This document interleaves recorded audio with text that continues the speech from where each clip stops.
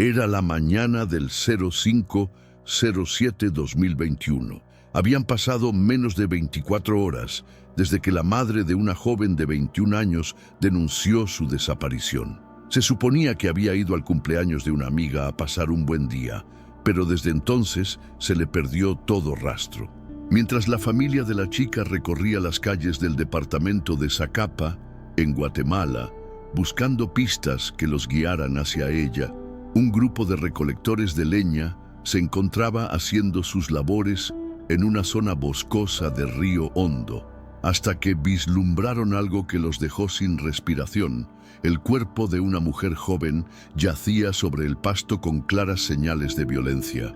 Su cara estaba casi completamente desfigurada, pero su ropa no dejó lugar a dudas. Se trataba de la misma chica que era buscada incansablemente. El hallazgo sería tan solo el puntapié de lo que se convertiría en uno de los casos más mediáticos de Guatemala. Jueces despedidos y privilegios para los sospechosos. El homicidio de aquella joven tendría de todo, menos justicia. Buenas noches. Bienvenidos al Criminalista Nocturno. Melissa Alejandra Palacios Chacón nació un 15/11/1999 en el municipio de San Jorge, ubicado en el departamento de Zacapa, en Guatemala. Fue la primera hija de Anabella Chacón, que posteriormente tuvo otra más, de nombre Daniela. Sobre el paradero biológico de ambas niñas no trascendió información, pero Anabella no crió a sus hijas sola. Tuvo la ayuda de su madre y su hermana, quienes siempre les brindaron amor y contención a las niñas. Anabella trabajaba como agente en la Policía Nacional Civil, lo que le impedía pasar mucho tiempo con sus dos pequeñas. Por ende, ambas formaron un lazo muy cercano con su familia materna, llegando al punto de prácticamente vivir con su abuela. A pesar de no tener una vida perfecta, Melissa creció para convertirse en una adulta feliz. Todos quienes la conocían la describían como una muchacha amable, muy responsable y con grandes metas. Era amante de los animales y desde muy pequeña soñaba con ser veterinaria, además de consentir a sus mascotas siempre que podía. Al terminar el colegio secundario, Melissa ingresó en la Universidad de San Carlos para estudiar la carrera que la convertiría en veterinaria.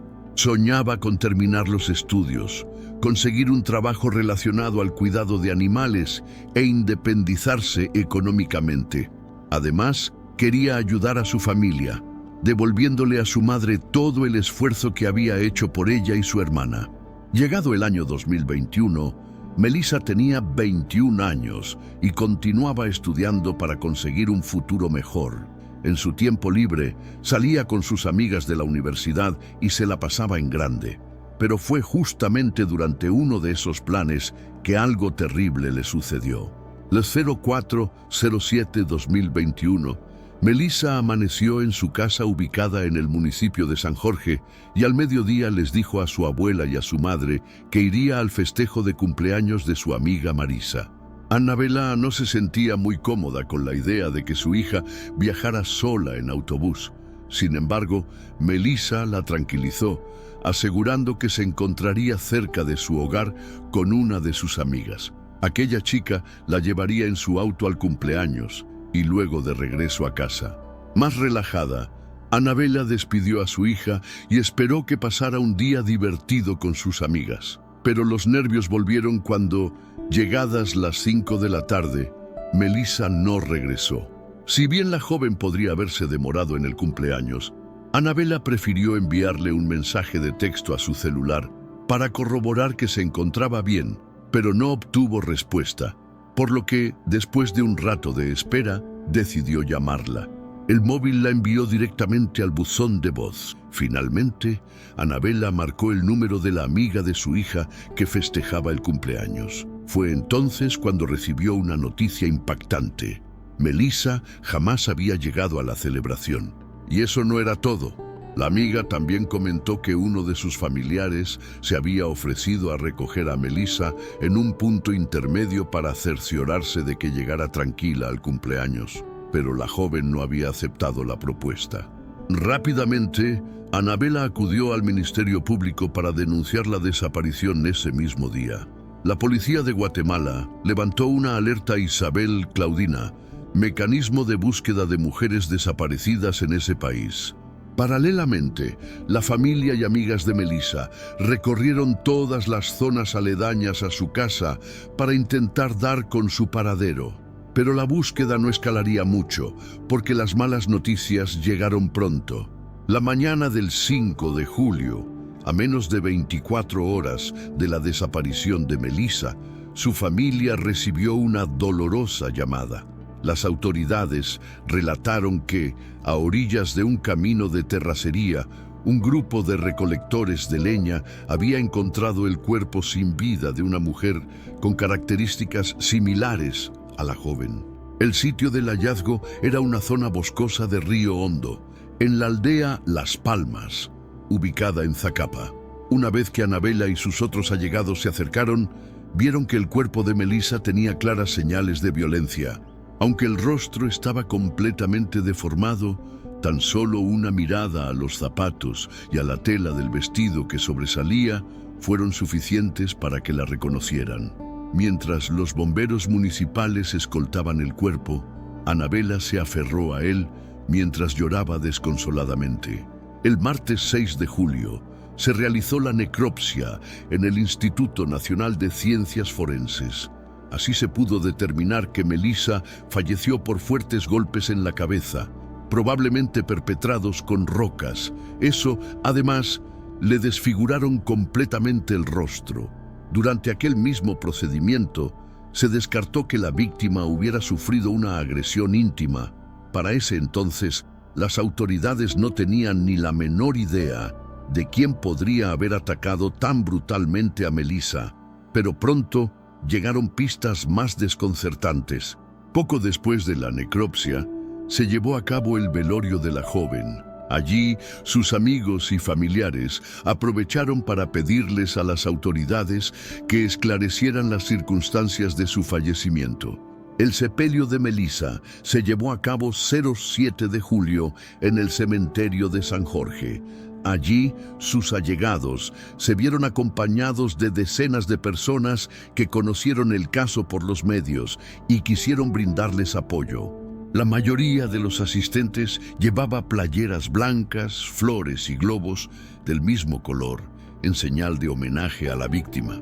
El Ministerio Público encargó a un equipo especializado en feminicidios para que llevara adelante la investigación, ya que en ese entonces se presumía que el deceso de Melissa cabía en este tipo de delito. Finalmente, los peritos de la Fiscalía pudieron acceder a los chats que la víctima había intercambiado poco antes de desaparecer, y hubo un audio en específico que les llamó la atención. Había sido enviado alrededor de la 1 del mediodía del 4 de marzo, luego de que Melissa saliera de su hogar rumbo al cumpleaños. En la grabación, la joven le indicaba a una amiga que le avisara a Marisa que llegaría tarde a la fiesta. Eso se debía a que se había encontrado con otra amiga para ir en auto, pero durante el trayecto se les había pinchado un neumático. De acuerdo con la investigación posterior, el audio fue enviado poco antes de que Melissa fuese golpeada brutalmente hasta quitarle la vida. En ese momento, lo que la policía teorizaba era que aquella amiga que recogió a Melissa en auto tenía algo que ver con su fallecimiento. Pero, además, la familia de Melissa aprovechó el momento de exposición para volver a pedir a la policía que se identificara al menos un sospechoso por el crimen de la joven, y finalmente esto sucedió. La policía pudo dar con las cámaras de seguridad de la cuadra de la casa de Melissa y de las zonas aledañas. Al ver el contenido, los agentes advirtieron que una joven y un hombre habían pasado a buscar a la víctima por su casa al mediodía del 4 de marzo. Las dos personas fueron identificadas como María Fernanda Bonilla Archila, de 20 años, y su guardaespaldas, José Luis Marroquín, de 27 años. María Fernanda era una antigua amiga de Melissa que supuestamente había sido compañera de estudios. Su nombre no era desconocido, Era hija de la empresaria y excandidata a la alcaldía Flor de María Bonilla Archila. Además, la muchacha era piloto de aviación y un año atrás había participado con un helicóptero en operaciones de ayuda durante un desastre natural. Muchos la consideraban una heroína, pero la perspectiva de los ciudadanos sobre ella estaba a punto de cambiar para siempre. Las imágenes de las cámaras de seguridad mostraban el recorrido realizado por los dos sospechosos, probando que ambos llevaron a Melissa hacia otro municipio. Durante más de 3 horas, María Fernanda y José Luis estuvieron desplazándose hasta detenerse en la zona boscosa de Río Hondo, donde más tarde fue localizado el cuerpo de la víctima. Para ese entonces, los agentes tenían ya la teoría de que en ese lapso, Melissa fue golpeada hasta fallecer por sus agresores. Si bien la joven se defendió de ellos, María Fernanda y José Luis utilizaron una roca para concluir el siniestro acto y luego la abandonaron sin vida en aquella zona boscosa. Como si eso fuera poco, el peritaje realizado al celular de Melissa demostró que la última llamada que la joven había hecho antes de desaparecer fue justamente a María Fernanda. Posteriormente, los familiares de la joven recordaron que durante las horas que Melissa estuvo desaparecida, María Fernanda se puso en contacto con ellos para preguntarles si sabían algo acerca de su paradero. Incluso puso a disposición uno de sus helicópteros para ayudar en la búsqueda. Pero sus mentiras habían terminado. El viernes 20 de agosto, la policía intentó arrestar a María Fernanda, pero cuando se apersonaron en su hogar, la joven no estaba allí. Recién el jueves 25 de agosto, efectivos de la policía pudieron ejecutar la orden de captura contra María Fernanda y José Luis. Durante el operativo, la joven sospechosa fue abordada por periodistas que le preguntaron acerca de su relación con la víctima. Ante esto, María Fernanda se limitó a responder que Melissa había sido su compañera de estudios. En cuanto a las razones por las que no se encontraba en su casa el viernes 20, cuando la buscaron para cumplir la orden de captura, María Fernanda se limitó a responder que ella era piloto y que constantemente estaba volando por distintos sitios. Se negó a dar más detalles, alegando que solamente iba a hablar ante el juez y que iba a aclarar muchas situaciones, señalando que habría otras personas implicadas en el crimen de Melissa. José Luis y María Fernanda quedaron detenidos y catalogados como los principales sospechosos del deceso de la joven.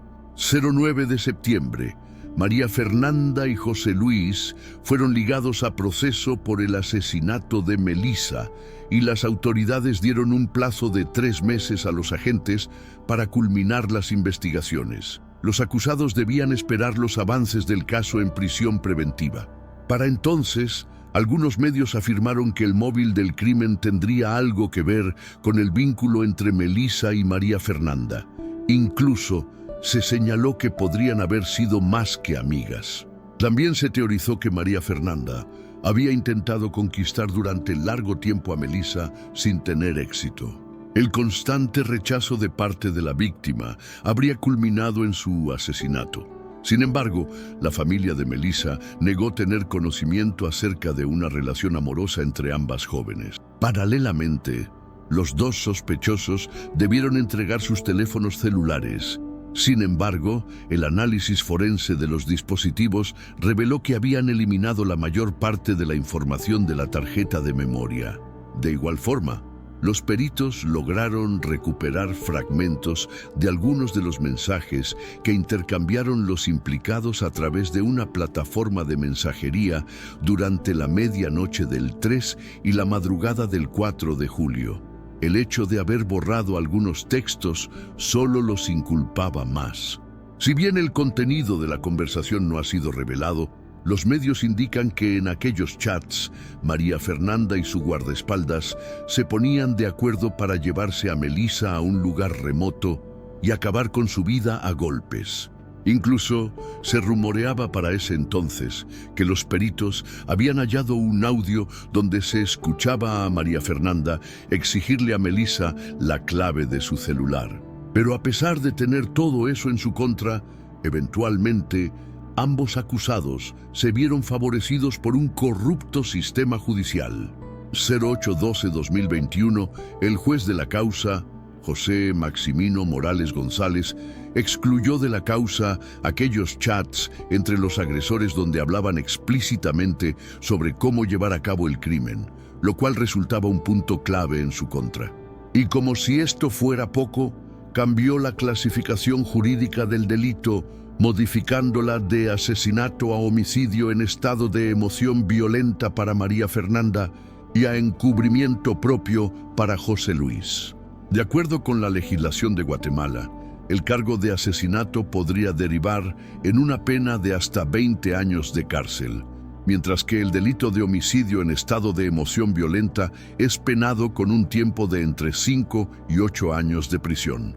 Aquella condena sería considerablemente más leve de la solicitada por la Fiscalía y escandalizaba a la familia de la víctima, y la reacción fue inmediata. Los allegados y amigos de Melissa, que esperaban a las afueras del tribunal, comenzaron a protestar y, eventualmente, decidieron encadenarse para expresar su rechazo a la decisión del juez Morales. La policía intervino de manera violenta, acorralando a los manifestantes con una radiopatrulla. Tanto Anabela como otros de los presentes resultaron heridos, generando una gran indignación a lo largo y ancho de todo el país. Ese fue el principio del caos judicial. La familia de Melissa dejó entrever que, detrás de la polémica decisión del juez Morales, habría tráfico de influencias, posiblemente debido a que la madre de la acusada tenía vínculos en el poder judicial, e incluso que podrían haber existido sobornos. Entonces, Anabela y sus seres queridos exigieron que el caso fuese trasladado a otro juzgado, donde pudieran encontrar a un juez imparcial. Crearon una página llamada Justicia por Melissa, donde afirmaron que el proceso estaba viciado y calificaron de corrupto al juez Morales, indicando que se aferraba a seguir ejerciendo funciones pese a que existía una investigación en su contra por conducta deshonrosa. Los medios levantaron aquellos dichos y los internautas los apoyaron. Finalmente, 13/01/2022, el juez Morales informó que ya no seguiría a cargo del caso. Argumentó que su honorabilidad había sido dañada por los pronunciamientos de la familia de la víctima y su difusión en los medios. Rápidamente, la jueza Sandra Patricia Mejía Esquivel asumió el cargo. Desde entonces, el proceso judicial enfrentó constantes retrasos y recusaciones. La situación escaló aún más cuando, 25 de enero de aquel año, María Fernanda, la principal acusada, realizó una transmisión en vivo desde la cárcel de Zacapa a través de sus redes sociales. Comentó a 45 personas que la estaban viendo que había tenido una conversación con la familia de Melissa luego de que protestaran por la modificación de los cargos en su contra. Como si de un chiste se tratara, María Fernanda comentó que quedaría en libertad, que ella no era culpable de nada y que los familiares de la víctima tenían que aceptar las cosas como eran. Al enterarse de la transmisión, Anabela y sus allegados denunciaron que la acusada gozaba de privilegios dentro de la cárcel. Había quedado evidenciado que tenía acceso a un teléfono celular, pero además aseguraron que contaba con un vehículo presuntamente de su madre y con personas que se encargaban de la limpieza y de cocinar para ella.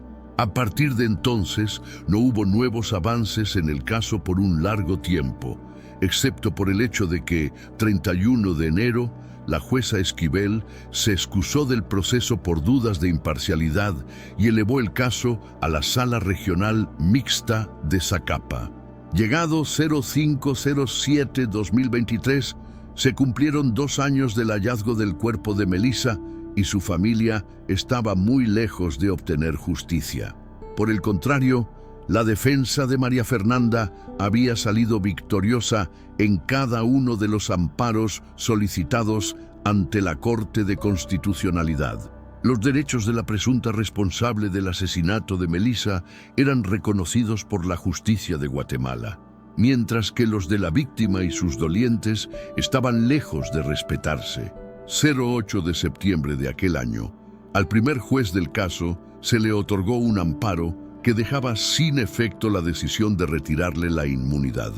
La familia, a través de los abogados del Instituto de la Víctima, apeló el fallo y solicitó que la Corte Suprema de Justicia deliberara de nuevo sobre el caso. Mientras tanto, la familia, los amigos y compañeros de universidad de Melissa protagonizaron diferentes manifestaciones para evitar que el caso cayera en el olvido. Finalmente, 23 de septiembre, el máximo tribunal confirmó por unanimidad el retiro de la inmunidad del juez. Pero la situación no mejoró. De ahí en adelante, a lo largo de 2024, el proceso continuaría zancado por los diferentes recursos legales introducidos por la defensa de los acusados. En noviembre de 2024, María Fernanda solicitó acogerse a un procedimiento especial, aceptando responsabilidad por homicidio en estado de emoción violenta.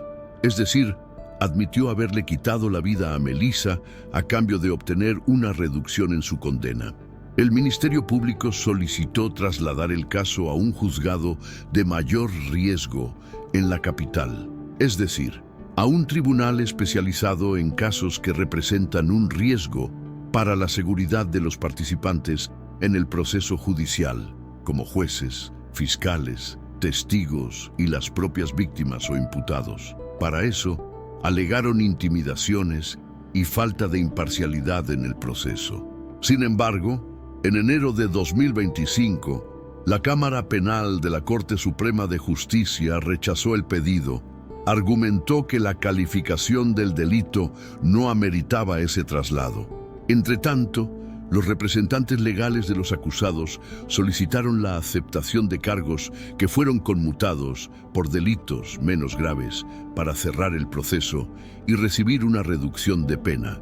Si esto sucedía, tanto María Fernanda como José Luis quedarían en libertad casi de inmediato, ya que llevaban casi 3 años en prisión preventiva.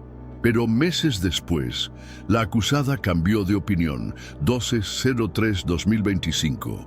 Fue suspendida la audiencia en donde María Fernanda se haría responsable del cargo de homicidio en estado de emoción violenta. Finalmente, se retractó en su decisión de declararse culpable y volvió a insistir en su inocencia.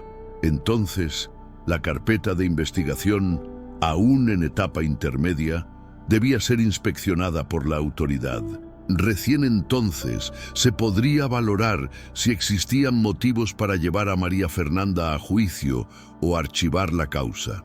Días después, se llevó a cabo la decisiva audiencia intermedia del proceso penal contra María Fernanda y José Luis. Si en esta etapa el Ministerio Público no lograba presentar pruebas sólidas que contrarrestasen las acciones presuntamente fraudulentas del primer juez del caso, la balanza se inclinaría a favor de los acusados. Sin embargo, los abogados del Instituto de la Víctima, en representación de la familia de Melissa, presentaron una recusación contra el juez de la causa, y gracias a esto, la audiencia se suspendió y la posibilidad de que los acusados tuvieran aún más derechos también, al menos por el momento.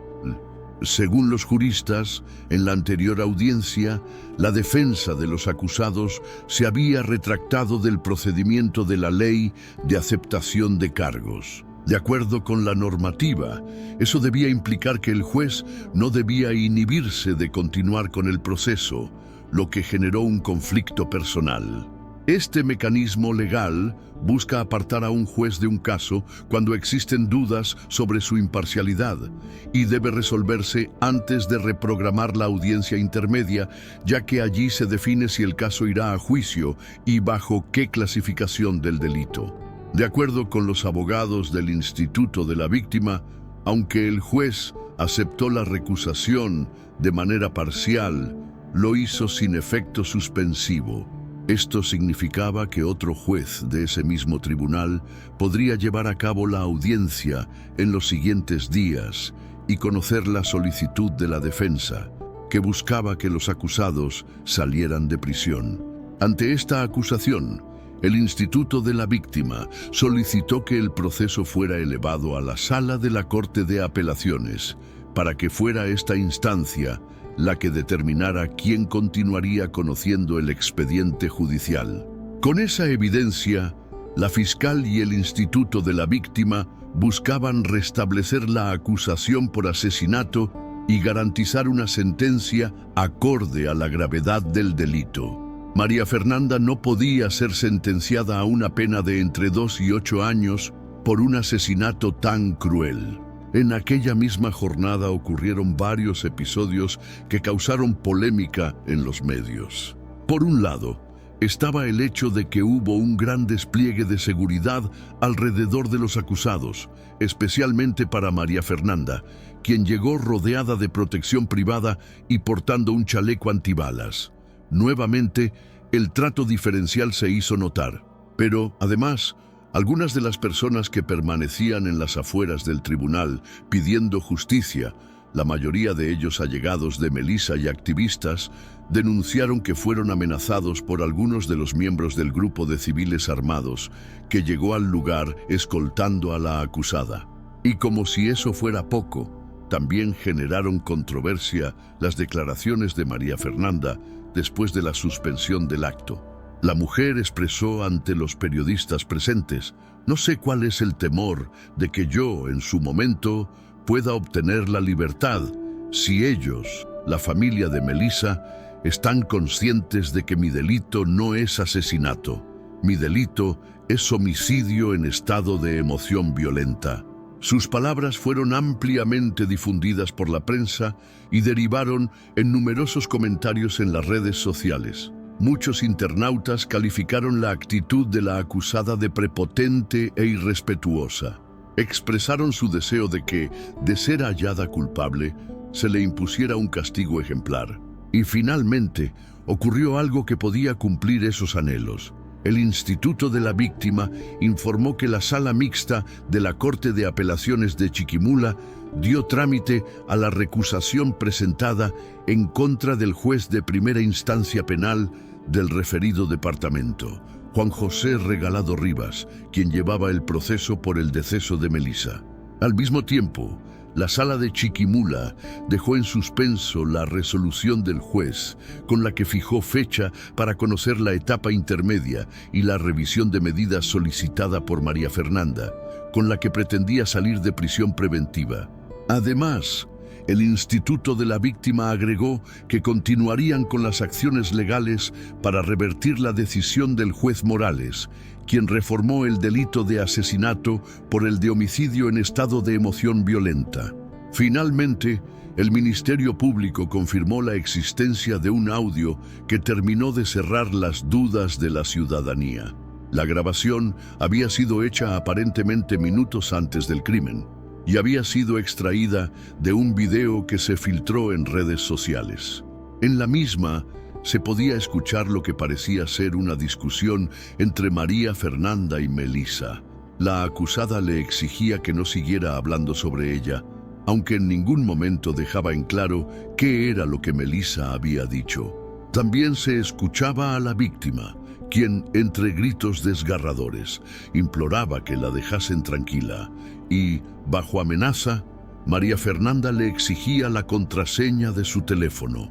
Después de eso, no se podía oír nuevamente la voz de Melissa, pero sí los golpes. Estos serían los que habrían terminado con la vida de la víctima.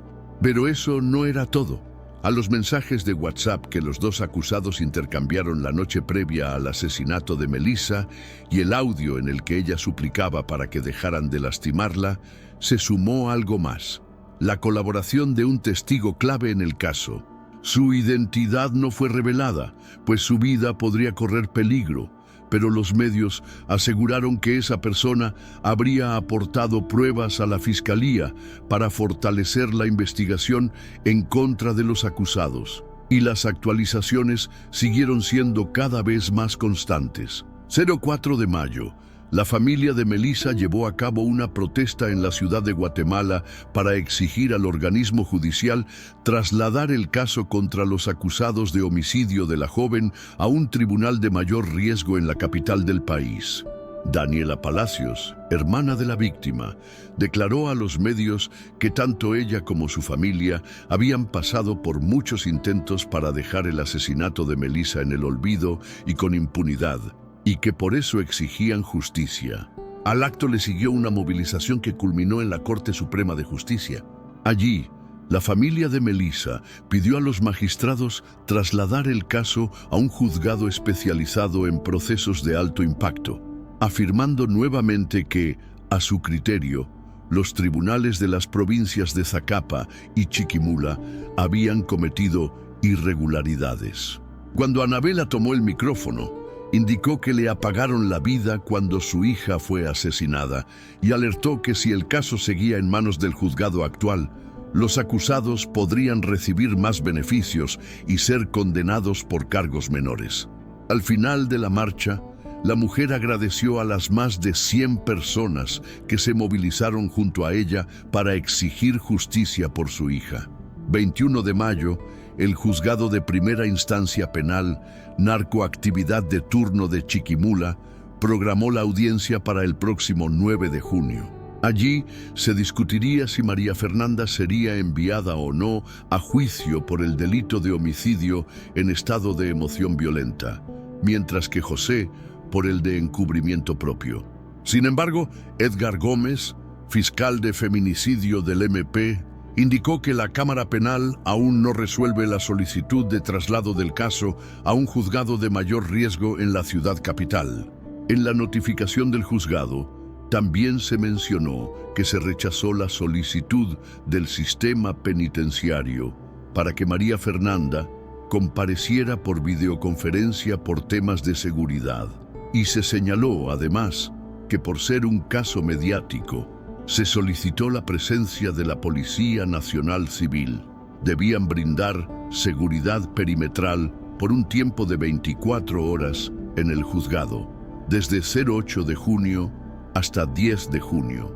La familia de Melissa emitió su postura sobre esto, expresando que la decisión del juzgado contradecía la resolución de la Corte Suprema de Justicia, que ordenó que la Cámara Penal desarrollara la audiencia para analizar el traslado del caso a un juzgado de mayor riesgo. A la fecha de realización de ese video, el caso de Melissa Palacios está lejos de cerrarse. Las nuevas pruebas, como los audios presuntamente grabados antes de su fallecimiento, y la recuperación de evidencia clave, como los chats entre los acusados, podrían ser determinantes. Quizás al final se pueda garantizar una sentencia acorde con la gravedad del caso. Lo cierto es que María Fernanda ha estado muy protegida desde el inicio del proceso. Si bien los medios han afirmado que el móvil del crimen podría ser un romance o enamoramiento de la víctima, nada de esto ha sido probado. La historia completa está aún muy difusa y el caso cuenta con más interrogantes que respuestas. Mientras se reprograma la nueva audiencia en contra de Fernanda Bonilla, la familia de Melissa continúa exigiendo justicia. No puede ser que la persona que, según se ha podido escuchar en audios, agredió brutalmente a Melissa, siga paseándose por los medios y burlándose de la situación, y además que goce de todo tipo de privilegios en prisión preventiva. Tiempo que debería utilizar para pensar en las consecuencias de sus actos. De acuerdo con la Policía Nacional Civil, durante 2024, en Guatemala, se registraron 579 decesos violentos de mujeres, y tan solo 180 de estos casos fueron llevados a tribunales como casos de feminicidio. ¿Quedará el caso de Melissa Palacios también en el olvido? ¿Jugará un rol importante la corrupción judicial en la decisión final? ¿O María Fernanda pasará en prisión los años que le corresponden? Lo cierto es que se ha normalizado la corrupción para las autoridades, quienes parecen hacer oídos sordos ante las múltiples denuncias de la falta de justicia de las víctimas. Una vez más, Estimado público, agradezco su compañía. Gracias por estar presentes en esta nueva transmisión. Recuerden que pueden seguirme en redes sociales. Actualmente me encuentro en Facebook, Twitter, TikTok e Instagram. Y también pueden encontrarme en cualquier plataforma de streaming de audio de su preferencia. Me despido de ustedes con un fuerte abrazo. Y si tú aún no estás suscrito, te hago la cordial invitación a que lo hagas y formes parte de esta gran comunidad. Esto es El Criminalista Nocturno. Hasta la próxima emisión. Buenas noches.